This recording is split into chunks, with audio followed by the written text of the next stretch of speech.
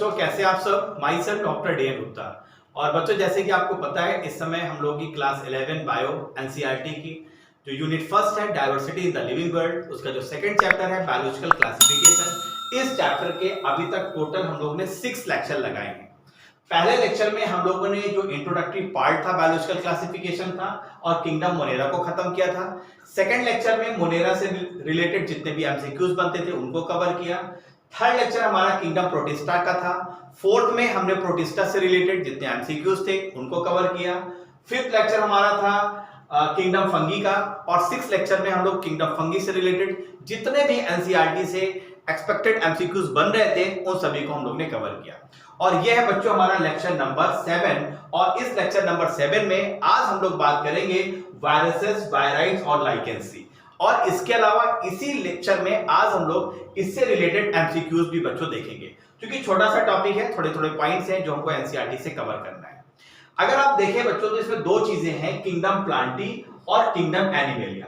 Actually ये दो kingdom ऐसे किंगडम हैं जिनके लिए सेपरेट चैप्टर्स हैं। तो किंगडम प्लांटी इसके जस्ट का बाद चैप्टर है, उसमें हम लोग किंगडम प्लांटी को कंप्लीट करने वाले हैं और फिर इस चैप्टर के बाद किंगडम एनिमेलिया है, फिर हम वहां पर इसको कंप्लीट करेंगे।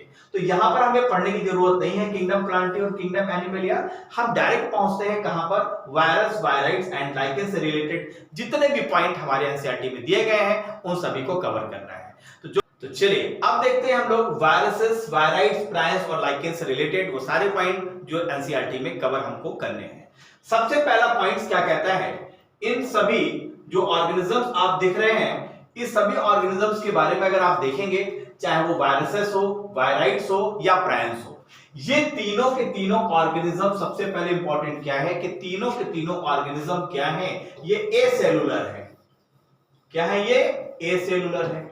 एसेलुलर का मतलब होता है कि इनका जो बॉडी है वो सेल से नहीं बनी है, अर्थात ये सेलुलर स्ट्रक्चर नहीं है, पहला पॉइंट। सेकंड, अगर हम लाइकेन की बात करें तो लाइकेंस आप जानते हैं इसमें एल्गल और फंगल, एल्गी और फंगी का एसोसिएशन होता है जिसको हम लाइकेंस के नाम से भी जानते हैं।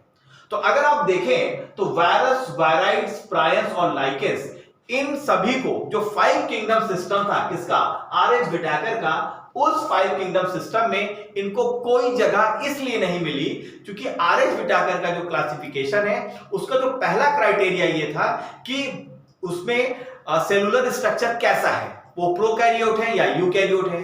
तो ना तो ये वायरस, वायराइड, प्रायन, ना तो ये प्रोकैरियोट है और ना ही यूकैरियोट है।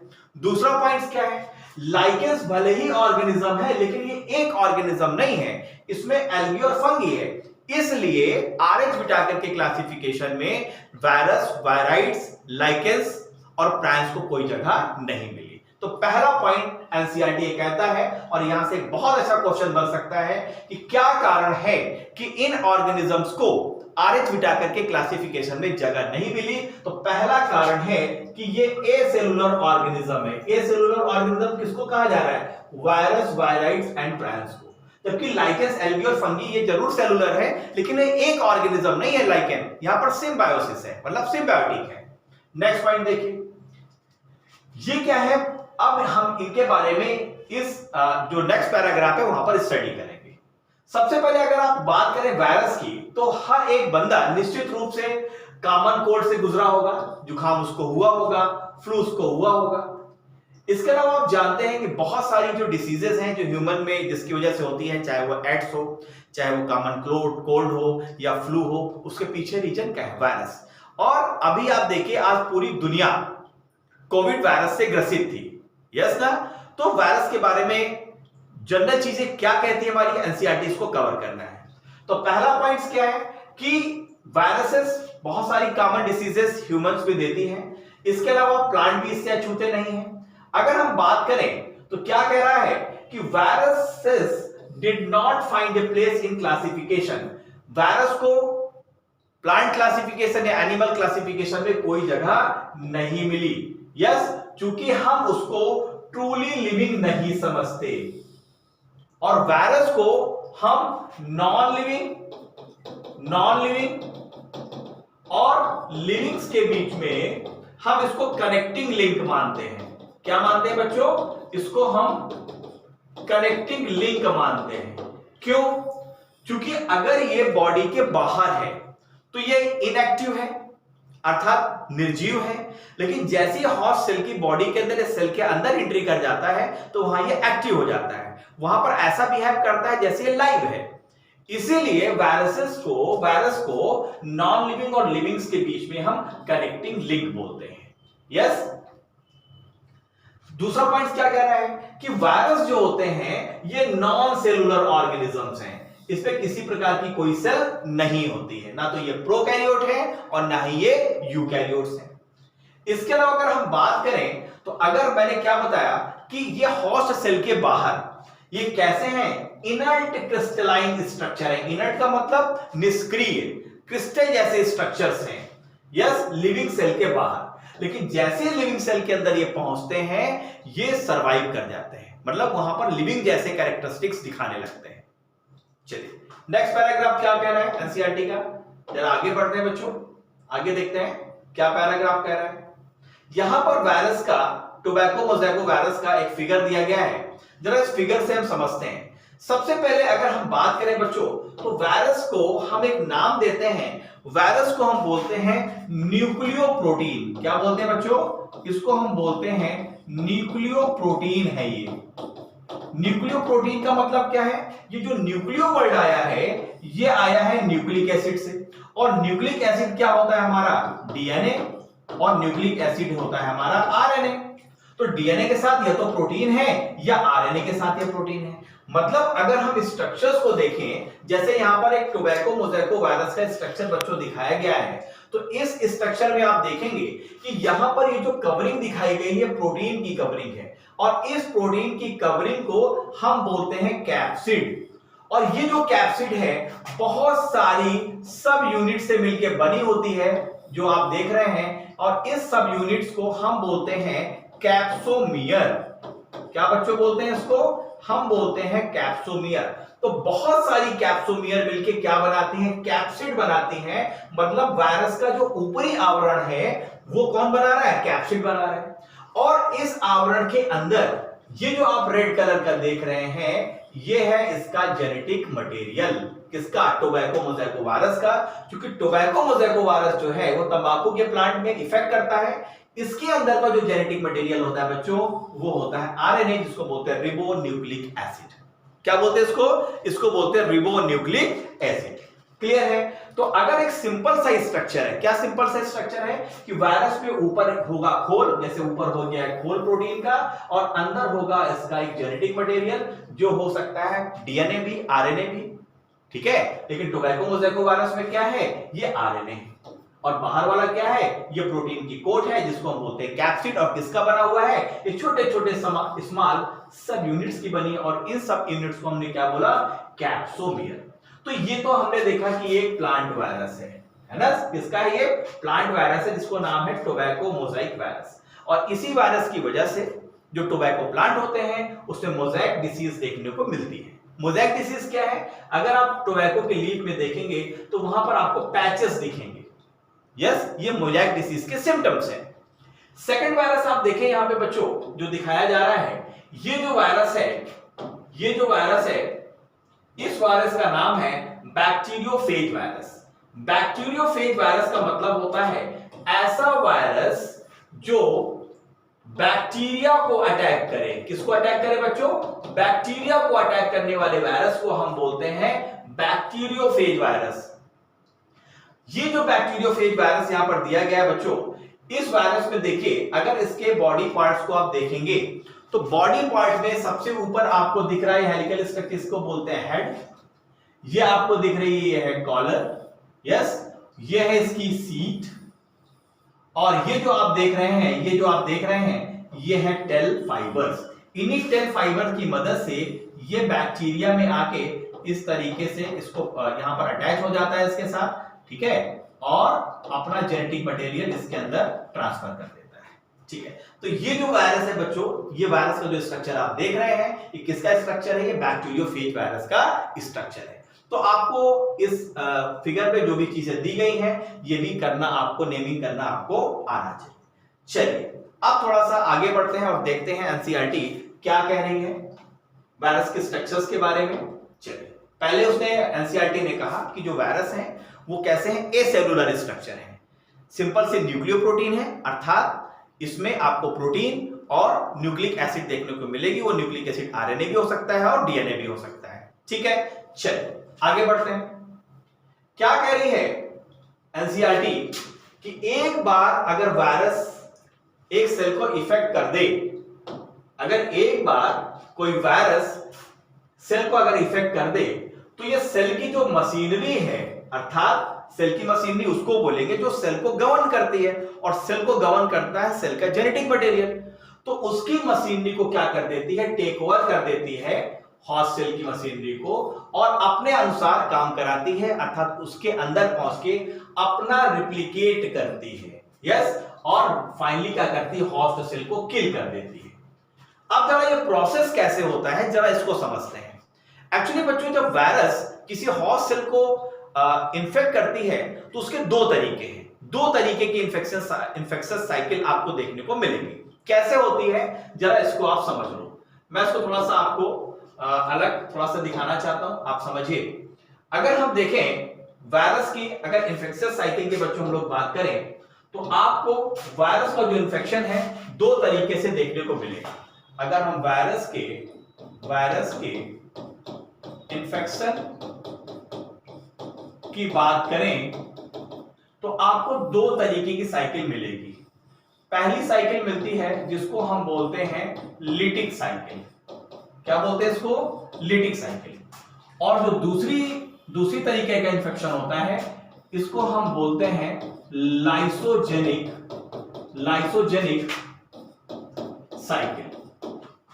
इन दोनों इन्फेक्शन में फर्क क्या है कि लिटिक साइकिल में जो होस्ट सेल होती है, होस्ट सेल उसको बोलते हैं जिस सेल को वायरस इफेक्ट करता है।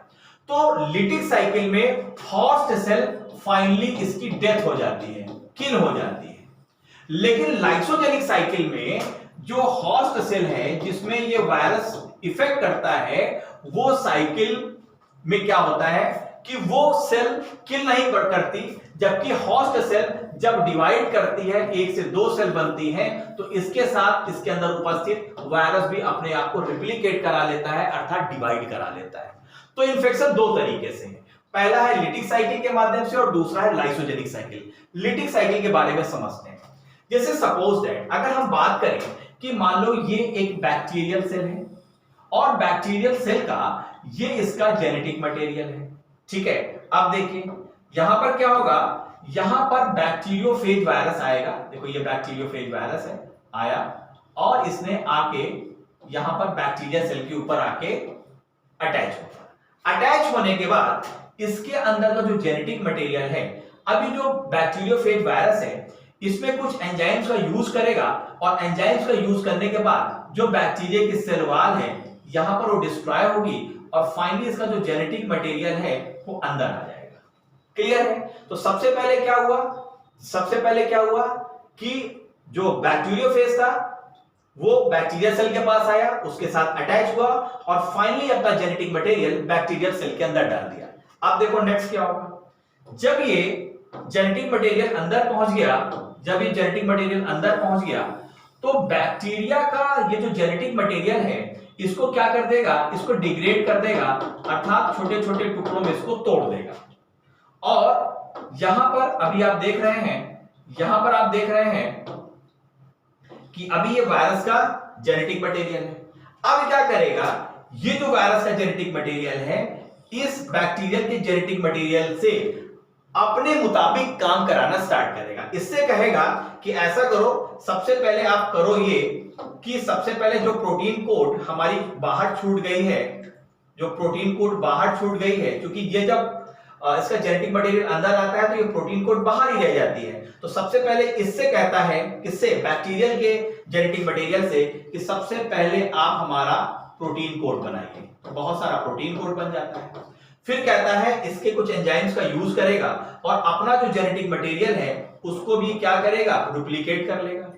फिर फाइनली कहेगा कि अब आप इसकी पैकेजिंग कर लीजिए। पैकेजिंग का मतलब क्या है, कि ये जो प्रोटीन कोड बन गई है बच्चों, इस प्रोटीन के अंदर अब वायरस का जेनेटिक मटेरियल अंदर इस तरीके से आ जाएगा, अर्थात बहुत सारे वायरस इस तरीके से तैयार हो जाएंगे और हजारों लाखों वायरस इस तरीके से एक सेल के अंदर तैयार हो जाते हैं।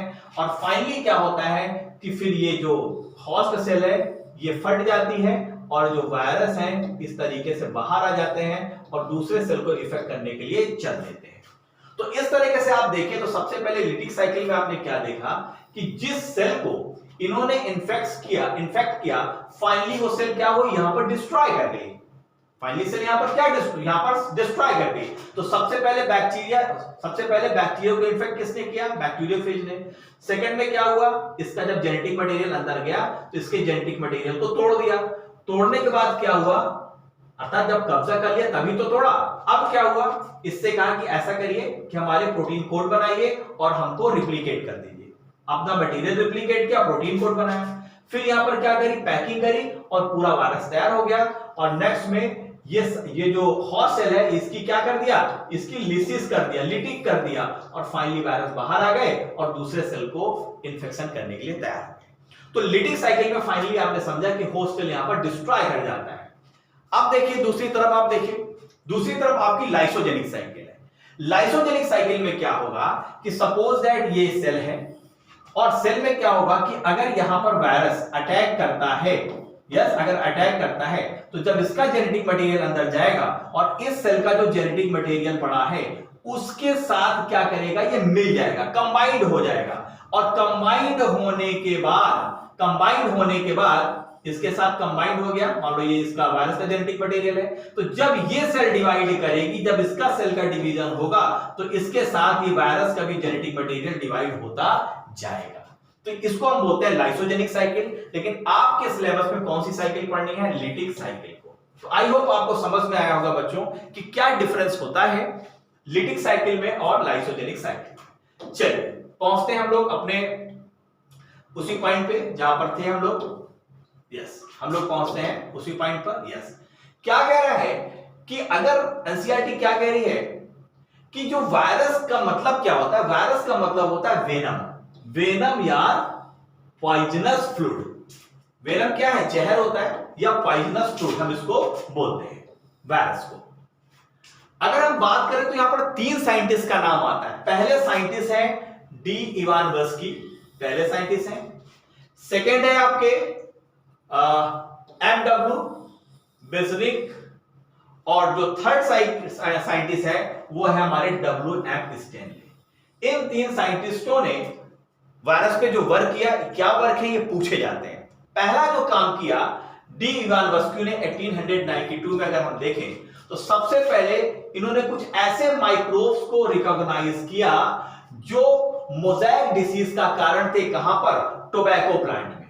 उन्होंने देखा कि टोबैको प्लांट में जो मोज़ेक डिसीज है उसके पीछे कोई एक ऑर्गेनिज्म है, और उन्होंने ये पाया कि जो ऑर्गेनिज्म है इनका साइज बैक्टीरिया से छोटा है। जब इन्होंने बैक्टीरियल प्रूफ फिल्टर से इनको गुजारा तो बैक्टीरिया प्रूफ फिल्टर से पास हो गए। इसका मतलब क्या था, इसका मतलब यह था कि जो वायरस का साइज था वो बैक्टीरिया से छोटा था।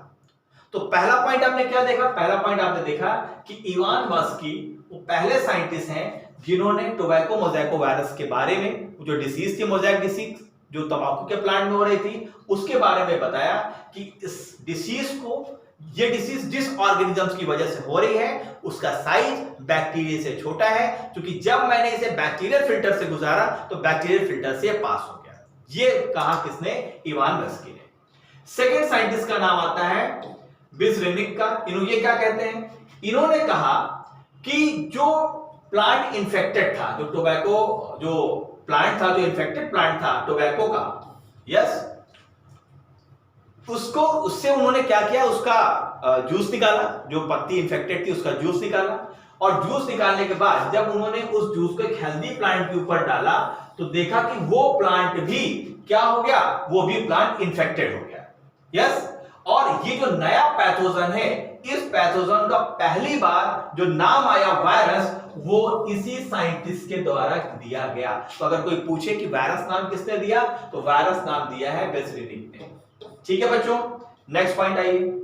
इसके अलावा इन्होंने ये जो जूस निकाला था, पत्ती को घिस के जो जूस निकाला था उसको उन्होंने नाम दिया कंटेजियम वाइवम फ्लूइडियम, जिसको बोलते हैं इन्फेक्शियस लिविंग फ्लूइड, एक ऐसा फ्लूइड जिसमें इन्फेक्शन हो सकता है या होता है।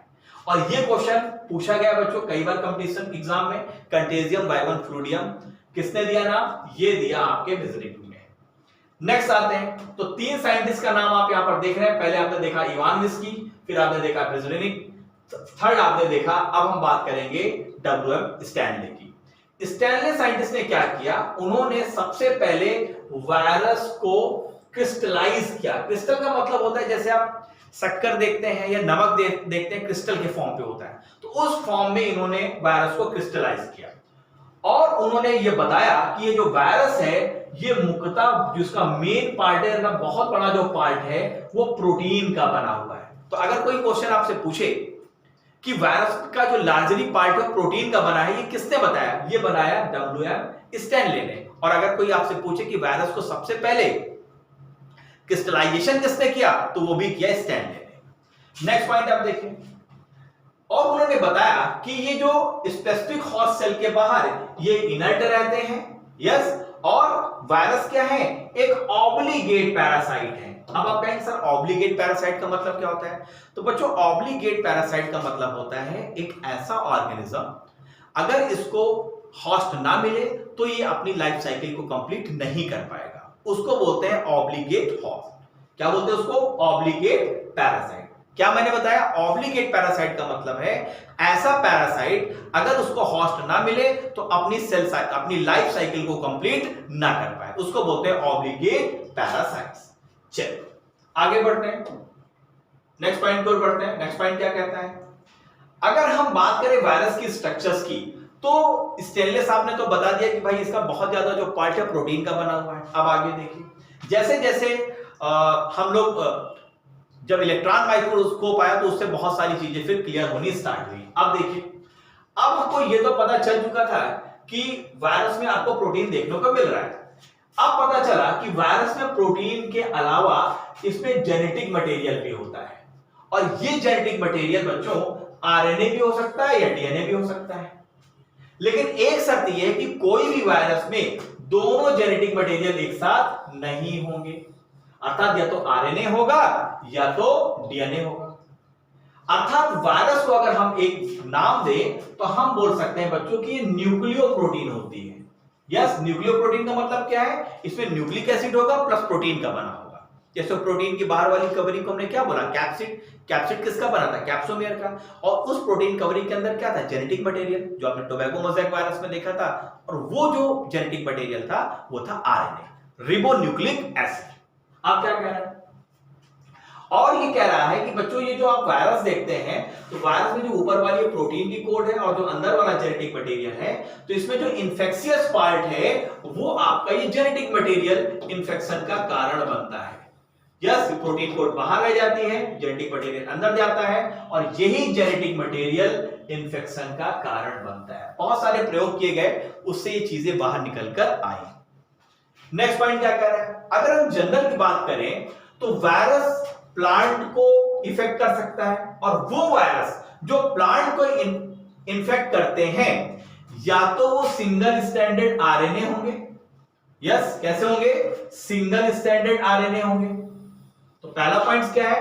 प्लांट को जो इफेक्ट करने वाले वायरस जनरली हैं वो कैसे हैं? Single standard RNA. Second point क्या कहता है कि वो वायरस जो एनिमल्स को इन्फेक्ट करते हैं वो दोनों हो सकते हैं, मतलब वो सिंगल स्टैंडर्ड आरएनए भी हो सकते हैं, यस, या डबल स्टैंडर्ड आरएनए भी हो सकते हैं, या डबल स्टैंडर्ड डीएनए हो सकते हैं। बात समझ में आ गई? जनरली आपको क्या पता है? सिंगल स्टैंडर्ड आरएनए, लेकिन वायरस के केस में ये आरएनए डबल स्टैंडर्ड भी हो सकता है अगर वो ऐसा वायरस है जो एनिमल को अटैक कर रहा है, या डबल स्टैंडर्ड डीएनए हो सकता है। तो ये क्वेश्चन पूछा जाता है। जनरली जो प्लांट को इन्फेक्ट कर रहे हैं, ऐसे वायरस का जो जेनेटिक मटेरियल वो कैसा है? वो है आपका सिंगल स्टैंडर्ड आरएनए। लेकिन एनिमल के केस में ये वायरस में सिंगल स्टैंडर्ड आरएनए या डबल स्टैंडर्ड आरएनए या डबल स्टैंडर्ड डीएनए आपको देखने को मिलेगा। और ऐसे वायरस जो बैक्टीरिया को अटैक करते हैं, जिसको हम बोलते हैं बैक्टीरियोफेजेस, वायरस, ये जो वायरस हैं यूजुअली ये कैसे होते हैं, usually double standard DNA virus होते हैं बच्चों, बहुत इंपॉर्टेंट पॉइंट है और यहीं से सारे क्वेश्चंस बनते हैं वायरस से रिलेटेड। आपने क्या पढ़ा, प्लांट्स को अगर इन्फेक्ट कर रहा है तो सिंगल स्टैंडर्ड आरएनए होगा, अगर एनिमल को इफेक्ट कर रहा है तो single standard RNA, double standard RNA या डबल स्टैंडर्ड डीएनए हो सकता है। और अगर बैक्टीरिया को अटैक करने वाले वायरस, जिसको हम जनरली बैक्टीरियोफेज बोलते हैं, उसका जो डीएनए होगा वो डबल स्टैंडर्ड डीएनए होगा। तो ये पॉइंट आपको जरूर याद रखना है। नेक्स्ट पॉइंट क्या कह रहा है, जो प्रोटीन की कोट आप देखते हैं वायरस के बाहर, जिसके अंदर जेनेटिक मटेरियल है, उसको हम कैप्सिड बोलते हैं। और कैप्सिड बहुत सारी सब यूनिट्स की बनी होती हैं, जिनको हम बोलते हैं कैप्सोमियर्स, जो अभी मैंने आपको टोबैको मजर वायरस केस में बताया। ये जो कैप्सोमियर्स है, अर्थात ये जो कैप्सिड है, ये न्यूक्लिक एसिड को प्रोटेक्शन देती हैं, प्रोटेक्ट करती हैं, उनकी सुरक्षा करती हैं, उनकी रक्षा करती हैं। और ये जो कैप्सोमियर्स हैं बच्चों, ये अरेंज होती हैं या तो हेलिकल और पॉलीहेड्रल जियोमेट्रिक फॉर्म्स में देखने को आपको मिलेगा। यस, जैसे हेलिकल आप देखें, अगर हेलिकल इसको बोले इस तरीके से चारों, इसको बोलेंगे हेलिकल। और जो हमने ये पॉलीहेड्रल देखा, वो देखा बैक्टीरियोफेज वाले केस में, वहां पर कैसा था, पॉलीहेड्रल था। ये जो आप केस देख रहे थे ये वाला, ठीक है, तो ये था पॉलीहेड्रल। नेक्स्ट पॉइंट क्या कह रहे हैं, वायरस से बहुत सारी डिसीज होती हैं। जैसे वायरस से होने वाली डिसीज कई बार क्वेश्चन पूछा गया है। पहली डिसीज का नाम दिया गया है मम्स, दूसरी है स्मॉल पॉक्स, तीसरी है आपकी हर्प्स और चौथी है आपकी इन्फ्लुएंजा। कई बार क्वेश्चन पूछा गया है इनमें से कौन सी डिसीज वायरस से नहीं होती है। तो सबसे पहले आपको यह पता होना चाहिए कि कौन सी डिसीज है जो वायरस से हो रही है। तो कौन कौन सी हो रही है, मम्स, स्मॉल पॉक्स, हर्प और इन्फ्लुएंजा। इसके अलावा ह्यूमन में आप जानते हैं एक्वायर्ड इम्यूनोडेफिशिएंसी सिंड्रोम, आपको पता है ये डिसीज के पीछे रीजन क्या है, एचआईवी वायरस। यस, किसकी वजह से होता है, एचआईवी वायरस की वजह से होता है। प्लांट के केस में आप देखें, आपको ऐसे सिम्टम्स देखने को मिलेंगे, कैसे सिम्टम, जैसे आपको देखने को मिलेंगे उसमें मोज़ेक फॉर्मेशन। मोज़ेक फॉर्मेशन का मतलब होता है कि अगर कोई आप लीफ देखें तो लीफ में आपको पैचेस देखने को मिलेंगे, लीफ की रोलिंग हो जाएगी इस तरीके से, कर्लिंग हो जाएगी, लीफ येलो पड़ना स्टार्ट हो जाएगा। इसके अलावा वेन क्लियरिंग का मतलब क्या होता है कि जो वेन्स होती हैं, जैसे आप पत्तियां देखते हैं, अगर हम बोले जैसे सपोज दैट ये कोई लीफ है, तो लीव्स की जो ये वेन्स आप देख रहे हैं, ये वेन्स ग्रीन ना होकर धीरे धीरे येलो होना स्टार्ट कर देती है, मतलब ग्रीनेस इनका खत्म होने लगता है। इसके अलावा ड्वार्फिंग मतलब पौधा बौना रह जाता है और उनकी ग्रोथ स्टंटेड हो जाती है, मतलब रुक जाती है। तो अगर वायरस का इंफेक्शन है तो क्या क्या आपको सिम्टम्स देखने को मिलेंगे। पहला सिम्टम्स आपको मोज़ेक फॉर्मेशन मिल सकता है, दूसरा सिम्टम्स लीफ की रोलिंग मिल सकती है, तीसरा सिम्टम्स कर्लिंग, चौथा symptoms yellowing and vein clearing, पांचवा सिम्टम्स ड्वार्फिंग और छठवां सिम्टम स्टंटेड ग्रोथ। अगर वायरस प्लांट पे अटैक कर रहा है तो इस तरीके के सिम्टम्स देखने को मिलेंगे और इन सिम्टम्स के आधार पर हमें पता लगा सकते हैं कि ये जो वायरस जो किस काजल ऑर्गेनिज्म ने इन्फेक्ट किया है, वायरस है या बैक्टीरिया है। तो सिम्टम्स से बहुत सारी चीजें पता लगाई जाती है। चलिए बच्चों आगे बढ़ते हैं, थोड़ा सा नेक्स्ट पॉइंट की ओर बढ़ते हैं। तो इस तरीके से हम लोग ने वायरस को बच्चों यहां पर खत्म किया। अब हम नेक्स्ट जो हमारा एसेलुलर ऑर्गेनिज्म है जिसका नाम है वायराइड्स, जरा इसके बारे में हम लोग बात कर लेते हैं। अभी देखा वायरस के केस में आप क्या देख रहे थे, वायरस को हम जनरली न्यूक्लियोप्रोटीन्स बोल रहे थे, लेकिन वायराइड्स न्यूक्लियोप्रोटीन नहीं है, क्योंकि वायराइड्स के केस में आप स्ट्रक्चर्स देखेंगे वो कुछ अलग मिलेगा। क्या स्ट्रक्चर मिलेगा, तो सबसे पहले 1971 में टीओ डाइनर वो साइंटिस्ट हैं जिन्होंने सबसे पहले वायराइड्स को डिस्कवर किया। एक नया इंफेक्शियस एजेंट था जिसका साइज वायरस से कम था, वायरस से छोटा था। और ये जो किस डिसीज के द्वारा ये डिस्कवर्ड हुआ, पोटैटो स्पिंडल ट्यूबर डिसीज। ये बहुत इंपॉर्टेंट है बच्चों, साइड में हम लोग इसको याद रखते हैं PSTD से, पोटैटो स्पिंडल ट्यूबर डिसीज। क्या कह रहा है, ये पाया गया कि वायराइड्स में प्रोटीन कोड नहीं होती, अर्थात कैप्सिड नहीं होती, सिर्फ इसका एक जेनेटिक मटेरियल होता है और ये जेनेटिक मटेरियल क्या होता है, आरएनए होता है। और ये कैसा होता है, फ्री होता है, अर्थात इसके ऊपर कोई भी कोटिंग नहीं होती, अर्थात प्रोटीन कोट क्या होती है, लैग्ड होती है। यस, और दैट इज फॉर जो कि प्रोटीन कोड आपको कहां मिल रही थी, वायरस के केस में, लेकिन वायराइड्स के केस में प्रोटीन कोड एब्सेंट है। नेक्स्ट पॉइंट क्या कह रहा है, क्योंकि नाम आप वायराइड देख रहे हैं तो वायराइड्स का मतलब क्या है, एक ऐसा स्ट्रक्चर जिसमें प्रोटीन कोड ना, जो आरएनए होता है वायराइड्स का बच्चों, इसका जो मॉलिक्यूलर वेट होता है वो लो होता है, तो लो मॉलिक्यूलर वेट का आपको यहां पर इन्फेक्शियस आपको जेनेटिक मटेरियल मिलेगा। तो वायराइड्स में आपने क्या देखा, वायराइड्स में आपने देखा कि यहां पर प्रोटीन कोड ही नहीं है, सिर्फ और सिर्फ जेनेटिक मटेरियल है, वो भी आरएनए है, लो मॉलिक्यूलर वेट का है, और कौन से डिसीज में डिस्कवर्ड हुआ, ये वो पोटैटो स्पिंडल ट्यूबर डिसीज, जिसको हम बोलते हैं शॉर्ट में पीएसटीडी, और किसने डिस्कवर्ड किया, टीओ डायनर। क्लियर है। नेक्स्ट आते हैं, नेक्स्ट आप देखिए, नेक्स्ट जो इन्फेक्शियस एजेंट है इसका नाम है प्रायंस, और प्रायंस, पी फॉर प्रायंस और पी फॉर प्रोटीन। अब देखो वायरस दो चीजों से मिलकर बना था, प्रोटीन और न्यूक्लिक एसिड का, और प्रायंस में सिर्फ प्रोटीन है, वायराइड्स में सिर्फ क्या था, आरएनए था, और प्रायंस में क्या होगा, सिर्फ प्रोटीन होगा। क्या कह रहा है, मॉडर्न मेडिसिन में कुछ आप सर्टेन इन्फेक्शियस न्यूरोलॉजिकल डिसीजेस देखने को मिली हैं, जिसमें यह पाया गया कि इसमें ये जो डिसीज है वो ट्रांसमिटेड होती है एक एजेंट के द्वारा, जो कि एबनॉर्मली फोल्डेड प्रोटीन होती है। कैसी फोल्डेड है, एबनॉर्मली फोल्डेड प्रोटीन है। जैसे अगर किसी प्रोटीन की फोल्डिंग ऐसे है, तो जो एबनॉर्मली फोल्डिंग प्रोटीन होगी वो थोड़ी सी दूसरी तरीके की हो जाएगी। क्या कह रहा है, कह रहा है ये जो एजेंट होते हैं ये ठीक वायरस जैसे साइज में होते हैं। The agent was similar in size to viruses. बहुत इंपॉर्टेंट पॉइंट है। क्या कह रहा है, ये जो एजेंट है वायरस की साइज में सिमिलर हैं। क्लियर है। नेक्स्ट पॉइंट क्या कह रहा है, ये जो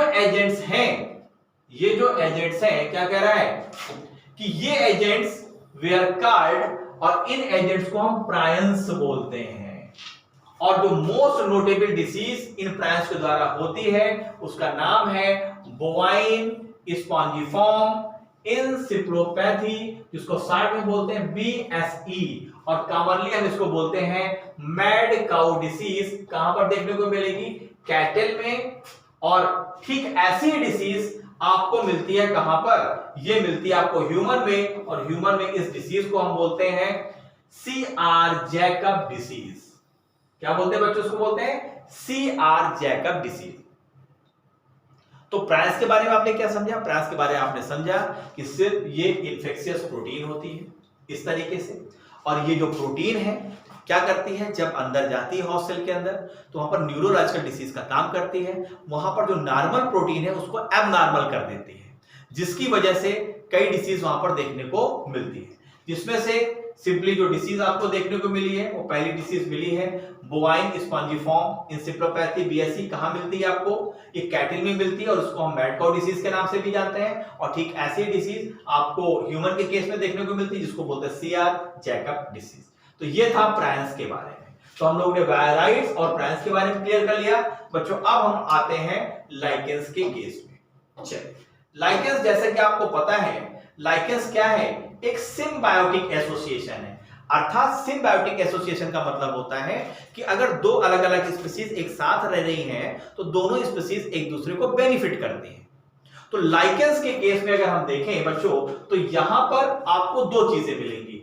एक तो मिलेगी आपको एल्गी, क्या मिलेगी, एक तो मिलेगी आपको एल्गी, और किसके साथ एसोसिएट होगी, ये एसोसिएट होगी फंगी के साथ। किसके साथ एसोसिएट होगी, फंगी के साथ।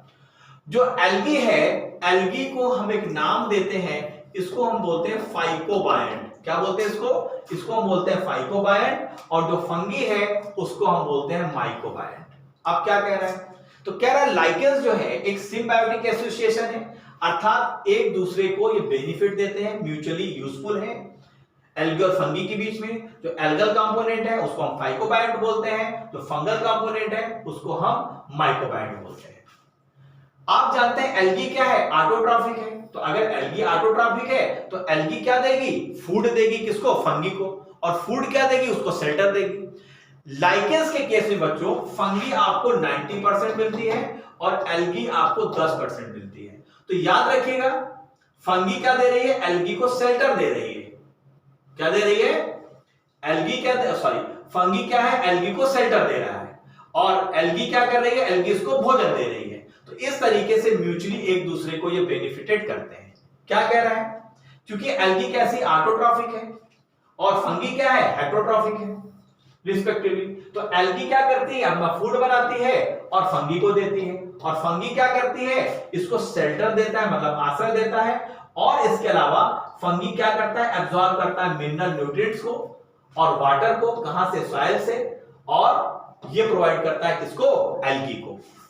तो एल्गी क्या दे रही है, फूड, फंगी क्या दे रही है, शेल्टर, वाटर और न्यूट्रिएंट, किसको दे रही है, एल्गी को। इस तरीके से एक दूसरे को बेनिफिटेड करते हैं। तो ये जो इनका जो क्लोज एसोसिएशन है, आप देखें तो ये क्लोज एसोसिएशन कहां देखने को मिलता है, लाइकेन में। इसके अलावा आप देखिए बच्चों कि आप देखिए ये दो डिफरेंट ऑर्गेनिज्म नेचर में बताया जा रहा है किस तरीके से एक दूसरे की मदद कर रहे हैं और साथ रहने में एक दूसरे की किस तरीके से बेहतरीन तरीके से मदद कर रहे हैं और साथ साथ रह पा रहे हैं, जबकि दोनों का नेचर अलग अलग है।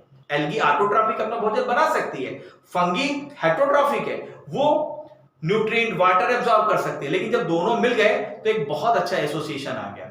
और आपको पता है कि लाइकेंस वहां पर ग्रो करते हैं जहां पर पहले कोई ग्रो नहीं कर रहा है, मतलब वहां पर कोई भी अभी स्पीसीज ग्रो नहीं करी है। इसको हम पैनियर स्पीसीज भी बोलते हैं, क्योंकि सबसे पहले रॉक पे ग्रो करेगी, तो रॉक को ये तोड़ती है, मिट्टी बनाने में मदद करती है ना। तो नेक्स्ट जो आने वाले आगे टॉपिक है वहां पर मैं आपको बहुत डिटेल से समझाने वाला हूं। इसके अलावा लाइकेंस जो है, आप इसको गुड पॉल्यूशन इंडिकेटर भी मानते हैं, मतलब अगर पॉल्यूशन बढ़ा तो ये जो लाइकेंस है वहां से गायब हो जाएंगे, क्योंकि पॉल्यूशन में आप देखेंगे वहां पर ये सल्फर डाइऑक्साइड की वजह से जो लाइकेंस हैं वो वहां से गायब हो जाते हैं। तो अगर वहां पर लाइकेन पहले थे और लाइकेन अब नहीं है, इसका मतलब ये इंडिकेशन हो रहा है कि उस जगह पर पॉल्यूशन आ चुका है या पॉल्यूशन का स्तर बहुत बढ़ चुका है। यस, और इसीलिए ये जो हमारी ये लाइकेंस होती हैं ये पॉल्यूटेड एरिया में ग्रो नहीं करती है। तो इस तरीके से बच्चों हम लोगों ने इस पूरे चैप्टर्स को समझा है, और अब हम लोग लगा लेते हैं इस जो हमने वायरस, वायराइड्स, प्रायंस और लाइकेंस पढ़ा है, इससे रिलेटेड जो भी क्वेश्चंस बन रहे हैं एक्सपेक्टेड एमसीक्यूज उसको लगा लेते हैं। चलिए बच्चों अब स्टार्ट करते हैं। अभी जो हम लोगों ने एनसीईआरटी में वायरस, वायराइड्स, प्रायंस और लाइकेंस को खत्म किया है, उसी से रिलेटेड जो भी एक्सपेक्टेड एमसीक्यूज बन सकते हैं उसी को हम लोग यहाँ पर देखेंगे। तो चलिए स्टार्ट करते हैं और देखते हैं पहला एमसीक्यूज क्या है। कह रहा है वायरसेस एंड वायराइड्स ये कैसे नॉन सेलुलर ऑर्गेनिज्म है, तो which are not characterized in the classification, किसके क्लासिफिकेशन में इनको जगह नहीं मिली। तो मैंने आपको बताया था जो आर.एच. विटाकर का क्लासिफिकेशन है, पहली लाइन थी यहाँ पर दिया गया था कि आर.एच. विटाकर के क्लासिफिकेशन में वायरस, वायराइड्स, प्रायंस और लाइकेंस को कोई जगह नहीं मिली। तो राइट आंसर इसका क्या होना चाहिए, ए। तो बच्चों मेरे साथ आप भी आंसर पे टिक करते चलिए। यस, पहले आप देखिए कि इसका सही आंसर क्या होगा और फिर मेरे आंसर के साथ आप मिलाइए कि आपका आंसर सही हो रहा है या नहीं हो रहा है। तो इसका राइट आंसर क्या होगा बच्चों, ए। और सेशन को लाइक करना मत भूलिए, अगर अभी तक लाइक नहीं किया तो लाइक जरूर कर दें, और चैनल को जो भी बच्चे नए हैं चैनल को जरूर सब्सक्राइब कर दें। चलिए नेक्स्ट क्वेश्चन पे बढ़ते हैं। नेक्स्ट क्वेश्चन है virus did not find a place in the classification since, कब से इनको क्लासिफिकेशन में जगह नहीं मिली। They are not truly living, they are non cellular, they are obligate parasite, they are pathogenic. Virus did not find a place in classification, क्यों, क्योंकि ये क्या है, ये ट्रूली लिविंग भी नहीं है, ये नॉन सेलुलर है, ये ऑब्लिगेट पैरासाइट है, दे आर पैथोजेनिक। तो एक्चुअली ये ट्रूली लिविंग नहीं है, इसलिए इनको कोई भी जगह नहीं मिली। तो राइट आंसर क्या हो जाएगा बच्चों, यस, क्योंकि लिविंग ही नहीं है, ना तो ये हम इनको प्रोकैरियोट बोल रहे हैं ना हम इनको यूकैरियोट बोल रहे हैं। चलिए नेक्स्ट क्वेश्चन को पढ़ते हैं। Viruses are non-cellular organism but replicate themselves once they infect the host cell। ये कह रहा है कि जो वायरस है वो नॉन सेलुलर ऑर्गेनिज्म होते हैं, लेकिन जब भी किसी होस्ट सेल के अंदर एंट्री कर जाते हैं तो ये होस्ट सेल को इन्फेक्ट कर देते हैं, मतलब लिविंग जैसा बिहेव करते हैं। तो to which of the following kingdom viruses belong to, इसमें से कौन से किंगडम से वायरस बिलोंग करते हैं। भाई इसके लिए कोई किंगडम बना ही नहीं है, जो 5 किंगडम आर.एच. व्हिटेकर के हैं, मोनेरा, प्रोटिस्टा, प्लांटी, फंजी और एनिमिलिया, कहीं जगह नहीं मिली और ये तीनों पे जगह नहीं मिली। तो राइट आंसर क्या हो जाएगा? None of the above. चलिए नेक्स्ट क्वेश्चन की ओर बढ़ते हैं बच्चों। Which of the following phenomena proves that viruses are living? इसमें से कौन सा फिनोमेना प्रूव करता है कि वायरस लिविंग है? पहला, they carry metabolic activity, they carry anaerobic respiration, they multiply in host cell, they cause infection. तो सबसे इंपॉर्टेंट जो पॉइंट है, तो which of the following phenomena prove that viruses are living, तो ये हॉस्ट सेल के अंदर मल्टीप्लाई करते हैं। यस, तो राइट आंसर क्या हो जाएगा इसका? सी। चलिए नेक्स्ट क्वेश्चन को बढ़ते हैं। टोबैको मोज़ेक वायरस कैसा होता है? स्फेरिकल, रॉड शेप, क्यूबॉइडल या ओवल? जो टोबैको मोज़ेक वायरस है, जो अभी आपने देखा है, जिसकी वजह से मोज़ेक डिसीज हो रही थी, वो कैसा होता है? स्फेरिकल होता है, गोल होता है, रॉड शेप्ड होता है, क्यूबॉइडल होता है या ओवल होता है? तो राइट आंसर क्या होगा बच्चों इसका? राइट आंसर होगा इसका यस, ये होता है हमारा रॉड शेप। देखा था ना आपने, कैसा होता है ये? रॉड शेप्ड होता है। चलिए नेक्स्ट क्वेश्चन को पढ़ते हैं। The genetic material of viruses consist of, देखो वायरस के जेनेटिक मटेरियल में आपको डीएनए भी मिलता है, आरएनए भी मिलता है। जैसे टोबैको मोज़ेक वायरस के केस में आप देख रहे थे, वहां पर आरएनए था। जो प्लांट को वायरस इन्फेक्ट करते हैं उसमें सिंगल स्टैंडर्ड और डबल स्टैंडर्ड आरएनए हो सकता है। जो एनिमल को इफेक्ट कर रहे हैं उसमें आपको डीएनए भी मिल सकता है जेनेटिक मटेरियल, जो डबल स्टैंडर्ड होगा। तो अगर हम बात करें तो यहां पर जो जेनेटिक मटेरियल होता है वायरसेस का, उसमें आपको डीएनए और आरएनए बोथ डबल स्टैंडर्ड और सिंगल स्टैंडर्ड मिल जाएंगे। तो राइट आंसर क्या हो जाएगा इसका? सी। राइट आंसर हो गया हमारा सी। चलिए नेक्स्ट क्वेश्चन की ओर बढ़ते हैं। The protein code of virus is known है, जो प्रोटीन कोड होती है वायरस की, ऊपर वाली कोड को हम क्या बोलते हैं? कैप्सिड। और कैप्सिड किससे मिलकर बनी होती है? कैप्सोमियर से। तो राइट आंसर क्या हो जाएगा? कैप्सिड। और इसकी सब यूनिट क्या थी? Capsomere. The sub unit of capsid, अभी मैंने बताया क्या बोलते हैं उसको? कैप्सोमियर। तो कैप्सोमियर किस ऑप्शन में है? ऑप्शन नंबर ए पे। तो राइट आंसर विल बी ए। देखिए कितने आसान क्वेश्चंस हैं, अगर आपने प्रॉपर स्टडी लगाई है मेरे साथ तो सारे क्वेश्चन बहुत आसानी से हो जाएंगे। Viruses are also known as, viruses को हम क्या बोलते हैं? Nucleoprotein particle. बिल्कुल सही बात है। न्यूक्लियो प्रोटीन का मतलब होता है जिसमें न्यूक्लिक एसिड हो और प्रोटीन हो। वायरेंस लाइपोप्रोटीन पार्टिकल कोड नो। तो राइट आंसर क्या हो जाएगा इसका? ए। तो राइट आंसर हो गया हमारा ए। चलिए नेक्स्ट क्वेश्चन की ओर बढ़ते हैं। The latest view for the origin of virus, जो लेटेस्ट व्यू है वायरस के ओरिजिन के लिए बच्चों, ये क्वेश्चन मैंने वहां पर नहीं बताया, फिर भी मैं आपको यहाँ पर क्लियर कर देता हूं। अगर ऐसा क्वेश्चन आता है तो इसका आंसर होगा कि ये मॉडिफाइड प्लाज्मिड होते हैं जो कि इन्फेक्ट करते हैं और फ्रेगमेंट्स कर देते हैं nucleic acid of the host cell को। तो ये है हमारी लेटेस्ट व्यू है वायरस के ओरिजिन को लेके। तो जो बच्चे यहाँ पर हैं तो इस पॉइंट को जरूर नोट कर लीजिएगा, क्योंकि मैंने इसको एनसीईआरटी में आपको क्लियर वहां पर नहीं दिया गया है, मैंने इसको अलग से क्वेश्चन बनाया क्योंकि क्वेश्चन एक्सपेक्टेड है। चलिए नेक्स्ट क्वेश्चन को बढ़ते हैं। The genetic material rabies virus का कैसा होता है? रेबीज वायरस आप जानते हैं, जब डॉग के काटने से रेबीज वायरस एंट्री करता है और इसमें जो होता है उसमें सिंगल स्टैंडर्ड आरएनए होता है। ये भी क्वेश्चन एनसीईआरटी के बाहर से है, ठीक है, फिर भी मैं आपको नॉलेज के लिए बता देता हूं, इस क्वेश्चन के आने की कोई संभावना नहीं है, क्योंकि आपको पता है अब जो नीट का एक ट्रेंड हो गया, पूरे के पूरे क्वेश्चन आपके एनसीईआरटी से आ रहे हैं। चलिए नेक्स्ट क्वेश्चन की ओर बढ़ते हैं। The non living characteristic of virus, non living characteristics virus का क्या है? देखो नॉन लिविंग जो कैरेक्टरिस्टिक्स है, क्योंकि हम वायरस को क्रिस्टल के फॉर्म में कन्वर्ट कर सकते हैं, जैसे डब्ल्यूएफ स्टैनले ने किया था, तो यही इसका जो नॉन लिविंग कैरेक्टर है। तो राइट आंसर क्या होगा? Ability of crystallization. तो राइट आंसर हो जाएगा हमारा डी। नेक्स्ट क्वेश्चन को बढ़ते हैं। Which of the following groups of disease is caused by virus? Yes, ये दिया हुआ है सबसे लास्ट में, आपने देखा होगा मम्स है, स्मॉल पॉक्स है, हर्प और इन्फ्लुएंजा है, ये चारों डिसीज दी हुई है, याद है ना आपको? तो राइट आंसर हो जाएगा हमारा ए। देखो एड्स तो वायरस से होता है, लेकिन डायबिटीज वायरस की वजह से नहीं होता, आपको पता है। एंथ्राक्स, कॉलरा, कॉलरा विब्रियो कॉलरिस होता है जो कि बैक्टीरिया है। टिटनेस बैक्टीरिया की वजह से होता है। है ना, तो राइट आंसर हो जाएगा हमारा ए। नेक्स्ट क्वेश्चन पे बढ़ते हैं। In plants mosaic formation, leaf rolling and curling, yellowing and vein clearing are the symptoms of, किसके सिम्टम्स मैंने बताए थे? वायरस के सिम्टम्स मैंने आपको बताए थे। तो इसका राइट आंसर यहां पर क्या हो जाएगा? ये किसकी वजह से होगा? वायरल डिसीज की वजह से होगा। तो राइट आंसर हो जाएगा हमारा ए।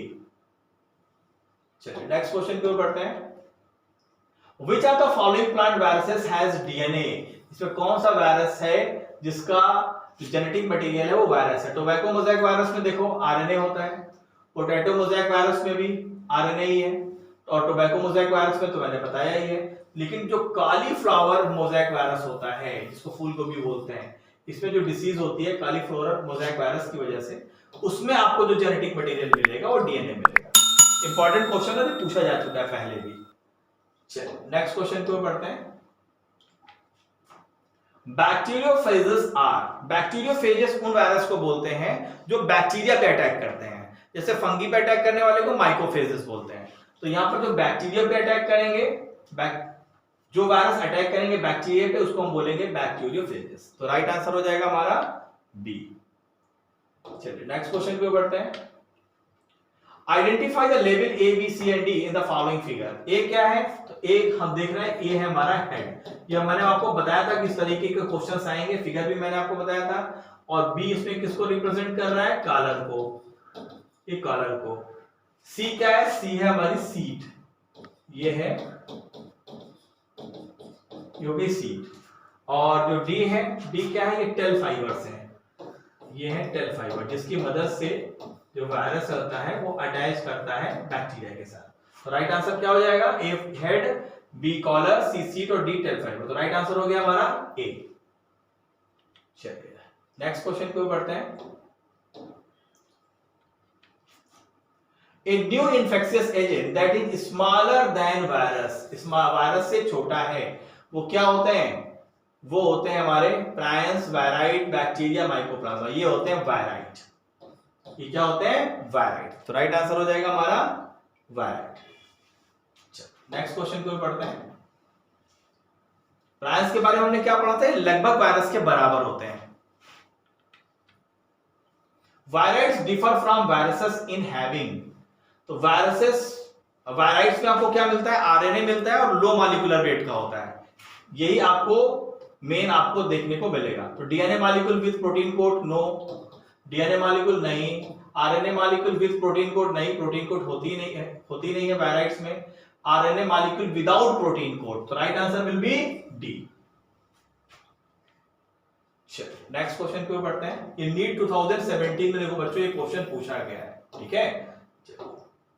इतने इजी भी क्वेश्चंस आते हैं, बस आपकी प्रिपरेशन प्रॉपर होनी चाहिए। लाइक जरूर करते रहिएगा, है ना, इसको आपको नहीं भूलना है।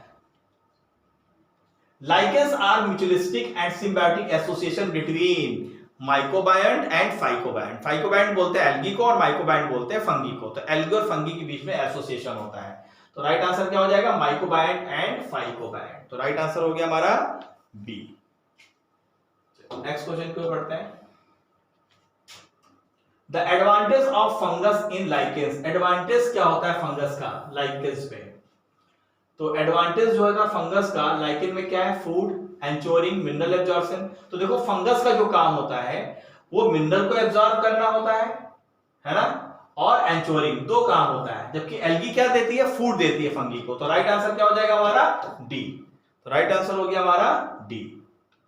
नेक्स्ट क्वेश्चन पे बढ़ते हैं। और ये भी मैंने बताया था लाइकेंस के केस में एल्गी 10% होती है और फंगी 90% होती है। और एल्गी जो अधिकतर होती है यूनिसेलुलर होती है और एस्कोमाइसिटीज से रिलेटेड होती है, ठीक है। और जो फंगस है वो ग्लोमस स्पीसीज से रिलेटेड होता है। इस पॉइंट को बेटा जरूर लिख लीजिएगा, इंपॉर्टेंट पॉइंट है। Sorry, the benefited given by algae in lichen is food for fungi. जो मैंने अभी आपको बताया, एल्गी क्या देती है? फूड देती है फंगी को, और फंगी क्या देती है? शेल्टर देती है, उसको वाटर देती है और मिनरल्स देती है। Next question, the benefit given by algae in lichen is food for fungi, shelter, mineral absorption, protection. मैंने क्या बताया? फूड देती है, किसको? फंगी के लिए। तो right answer will B A. Which of the following are most suitable indicator of sulphur dioxide pollution in the environment. आपने देखा होगा लाइकेंस में सबसे लास्ट में लिखा हुआ है कि लाइकेंस वहां पर ग्रो नहीं करते हैं जहां पर ये पॉल्यूशन बढ़ जाता है, मतलब पॉल्यूशन इंडिकेटर है। और खासकर सल्फर डाइऑक्साइड से बहुत ज्यादा वो सेंसिटिव होते हैं। अगर सल्फर डाइऑक्साइड वहां पर ज्यादा है तो वहां पर जो लाइकेंस है वो ग्रो नहीं करेंगे। तो right answer will B lichens. और ये क्वेश्चन बच्चों सीबीएसई एआईपीएमटी में 2015 में क्वेश्चन ये पूछा गया था। चलिए नेक्स्ट क्वेश्चन की ओर बढ़ते हैं।